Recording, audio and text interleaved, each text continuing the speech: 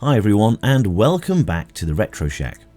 In 1968, Alan Sugar, he of UK Apprentice fame and once chairman and part owner of Tottenham Hotspur Football Club, formed AMS Trading Limited, or Amstrad, as the company was commonly and later formally known as.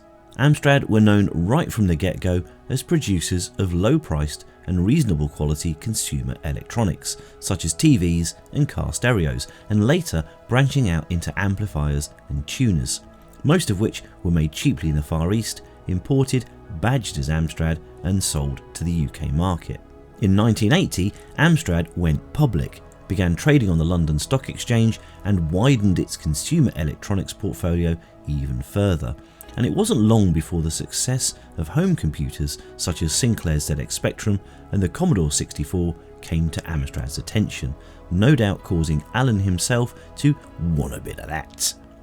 So Amstrad set about to create a home computer that embodied everything that Amstrad stood for: cheap, reliable, well made, readily available, and of course profitable. Partnering with Locomotive Software to create the basic language for the machine and to heavily contribute to the machine's ROM, Amstrad planned an assault on the British micro market with a machine that they hoped would be a Sinclair killer, which arguably it was. We'll come to that later. And also to give Commodore a good kicking. Amstrad wanted to sell 20 million machines, so the pressure was on to have something truly groundbreaking. And on April the 11th, 1984, at London's Westminster School, the resulting machine, the Amstrad Colour Personal Computer, or CPC 464, was launched to a 400-strong audience of journalists keen to see what Alan Sugar had been up to. So, was it the killer machine that Amstrad planned it to be? Let's find out.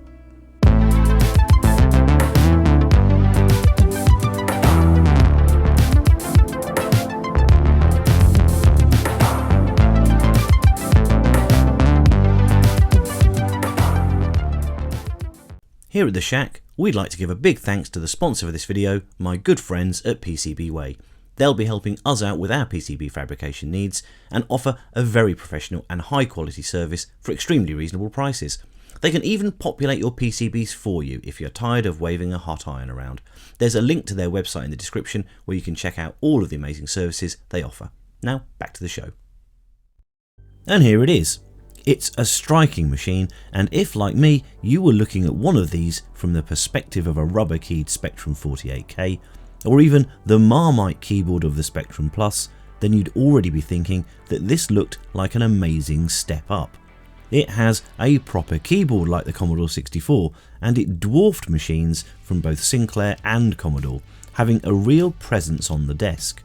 And it came with a built-in tape player and a monitor. And if you didn't mind foregoing the colour aspect of the CPC, or simply wanted the cheapest option, you got a 64K Z80 base micro with a green screen monitor, built-in cassette recorder, a lovely keyboard and an advanced basic language for only £249. If you had an extra ton lying around, then £359 got you the full colour monitor too. Now, when you compare this to the recently released ZX Spectrum Plus being priced at £179 without a monitor or cassette recorder, you started to see the Amstrad as a bit of a no-brainer, especially to those people, probably mostly parents, who wanted to get their annoying little tyke a computer but also didn't want to have to give up the family TV and Bergerac. The Commodore 64 was priced at around the £200 mark, and in some places $225 would get you a C64 with a data recorder and a bunch of games, but you'd still need a separate TV. All in all, the Amstrad made great financial sense, and although it lacked some of the charm of the Spectrum and the fancy custom chips of the C64, it was, and still is, a really capable machine. My parents clearly didn't want me continuing to hog the TV when they wanted to watch Minder or Butterflies, because when the CPC 464 was released on the 21st of June 1984, my folks went out and grabbed one quick as a flash as a, quote, family computer. Although I remember having to sell my Spectrum to put the money towards it, but it got to live in my room and my folks never touched it because, well, they didn't understand it. So now, rather than having exclusive use of the Spectrum uninterrupted between when I got home from school at 4 PM to when the folks got home at 5:30, a whole hour and a half each day, I now had a whole computer to myself all the time, thus beginning the decline of social awareness in children and society in general, if the media were to be believed. But hey, how could playing the wonderful Sorcery till 1 in the morning and then being late for exams possibly adversely affect my life? This example has made its way into the shack, and I've no idea if it even works or what repairs will be needed to get it running. We also want to do some maintenance and a full refurbishment. For now though, let's take a closer look. Well, for a start, the keyboard is really nice to use and is, shall we say, colourful to boot. This was typical of Amstrad at the time. We saw this colour scheme on the NC100 that we took a look at last year. There's a link on the screen if you need it. When these machines were released in Germany under the Schneider name, they had none of this nonsense, instead opting for plain grey, perhaps to make the machine look more sensible and businesslike. The inbuilt cassette unit has all of the usual controls and a handy tape counter for those games that needed it, or for your own convenience if you were saving your programs to tape. We don't know we're born these days, do we? On the right hand side of the machine we have a volume control wheel and the power switch. Along the back we have the following ports and connections: the monitor port, which is a pure RGB output, the power socket, which accepts 5V DC normally supplied from the included monitor, the floppy disk connector, where we can plug in an Amstrad DDI device to provide floppy disk support, the printer port, and a user port, which is essentially a joystick port. And on the left hand side there's absolutely nothing. Okay, let's open up the machine and take a look on the inside. And here it is, laid bare. And it's nice to see all of this space inside the case has been utilised by providing a really accessible mainboard. All of the components are really easy to get to, which should make repair easier if we need to do any. Let's take a look at what we're working with here. So this is mainboard revision 2D, dating from 1984, and including the prototype, this is already the 10th revision of the CPC mainboard. There ended up being 22 revisions for the 464 during its 6-year production run. Over here we have the CPU, a Zilog Z80 running at 4 MHz. This gave the machine a slight boost in performance over the Spectrum, but this was barely noticeable if at all, even in direct ports of Spectrum games. Interestingly, the CPC was originally specified to have a 6502 processor, but this was changed to a Z80 during development. Here's our sound chip, the AY38912, which we all know, as this family of chips could be found in many of the machines of this era, including the Atari ST, the MSX, the later Spectrum models, and many arcade games too. So the Amstrad was in familiar territory here, and whilst not able to fully compete musically with the C64, it could definitely stand proud amongst its other Yamaha-toting peers. Graphics were handled by the Amstrad 40010 gate array, and also this CRT video controller, which between them are responsible for the display, including resolution, palette, horizontal and vertical sync, etc, and also for interrupt generation and memory management. The Amstrad holds up well against its peers here, with multiple screen modes from 160x200 to 640x200 and up to 16 colours on screen from a palette of 27. Why 27? Well, it uses an implementation of a rarely used 3-level or 1-trit RGB encoding that uses 3 levels for every red, green and blue colour component. 3x3x3 equals 27. According to Wikipedia, only the CPC 464 and the Toshiba Pasopia 7 use this method. In any case, 27 colours is enough to outdo the Spectrum and C64. There's also no attribute clash like the Spectrum, but also no hardware sprites or scrolling like the C64.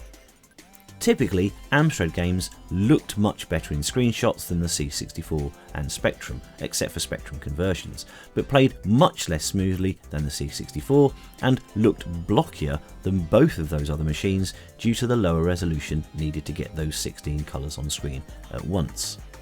Spectrum conversions tended to use the 320x200 4-colour mode as it made porting the graphics easier from the Spectrum, but because the Amstrad doesn't use an attribute colour system like the Spectrum, those ports tended to look less colourful, albeit with no attribute clash of course.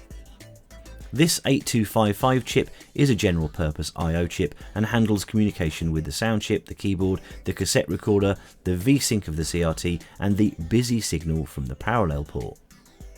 Here's our 32K ROM chip. And lastly, aside from some assorted LS Logic chips, we have our chunk of 8x4164 64K 1-bit chips, giving us our total of 64K.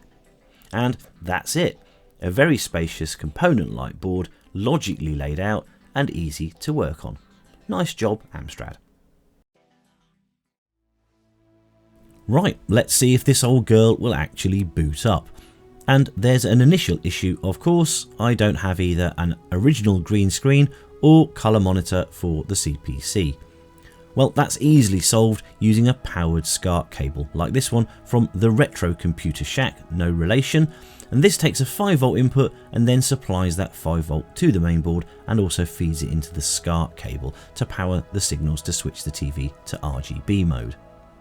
So connecting that up and plugging our 5V power supply into that cable, let's power up and see what happens. Well, that's a good start, isn't it? We have a display, and a cracking one at that. This brings back so many happy memories for me, although it's a lot more colourful than the shades of green I was used to. Tapping away at the keyboard for the usual Retro Shack rules shows that the keyboard seems to be working okay, but we'll do a full check of every key of course when we get to the refurb. I have a game here, so let's pop that into the cassette deck and we can either load the game by typing run quote and pressing enter, or we can just use a keyboard shortcut of Control and enter at the same time. Press play on the cassette deck and press a key on the keyboard, and now we just wait. And while we're waiting, we'll circle back around to the question, did Alan Sugar's dream of creating a Spectrum killing machine and giving Commodore a good kicking actually work out? Well, it seems on paper everything was lined up nicely. Good specs, reliable hardware, fantastic price, and well, yes and no. Amstrad didn't quite sell 20 million units, and in reality that was probably simple hyperbole, but they did sell 2 million of them, which isn't too shoddy at all, and firmly placed the Amstrad on the bestsellers list. And of course, with Amstrad eventually buying Sinclair, and the Spectrum models that came after looking like baby CPCs, the Amstrad, in my mind at least, became an honorary Sinclair stablemate. And while we've been going through that, absolutely nothing has happened with the cassette loading. Not surprising, as the cassette is making some odd mechanical wheezes, which probably indicate that the belts are worn, things need greasing, etc. There could also be other issues of course, so we'll need to do a full diagnostic check on the whole machine. So we'll leave it there for today, and in the next episode we'll strip the machine down, check everything out, do some servicing and install a couple of nice additions that will allow us to use our SVI CAS virtual tape drive as well as the inbuilt deck, and we'll look at a nice modern integrated SD card solution as well. As always, we hope you've enjoyed the episode, and if you like the channel, please subscribe and hit the bell for notifications of new content. Please leave your comments below, as we always love to read them. If you've got anything you'd like to donate and see featured on the channel, please drop us an email. If you'd like to support us, there are links for Patreon and our Buy Us a Coffee page in the banner on the main channel page. And so, until next time in the Retro Shack, it's goodbye from me.